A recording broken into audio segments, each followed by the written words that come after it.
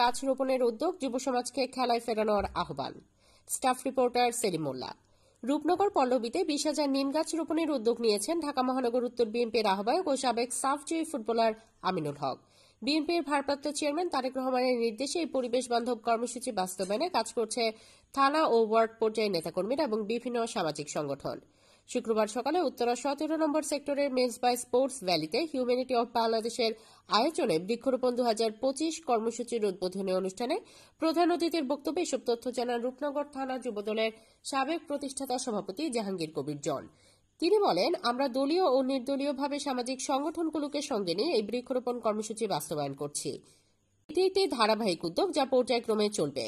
এ সময় তিনি আরো বলেন, বিএনপি 5 আগস্টের পর থেকে যুব সমাজকে মাদক থেকে দূরে রাখতে সারা দেশে ফুটবল ও ক্রিকেট টুর্নামেন্ট আয়োজন করছে। খেলাধুলার মাধ্যমে তরুণ প্রজন্মকে মাঠে ফিরিয়ে আনাই আমাদের লক্ষ্য। অনুষ্ঠানে সভাপতিত্ব করেন হিউম্যানিটি অব বাংলাদেশের সভাপতি ইঞ্জিনিয়ার মেজবাউদ্দিন এবং সঞ্চালনায় ছিলেন নাজমুল ইসলাম মিল্টন। অন্য বক্তারাও সামাজিক ও পরিবেশগত সচেতনতায় সংগঠনটির ভূমিকার প্রশংসা করেন।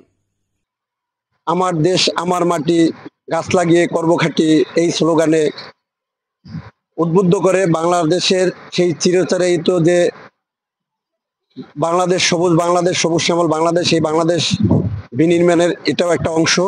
আমরা বাংলাদেশ জাতীয়তাবাদী দলের হাত ধরে করছি। আমাদের এই ঢাকা 16 আসনের মাটি মানুষের নেতা জনাব আমিনুল হক এই এলাকায় প্রায় 20,000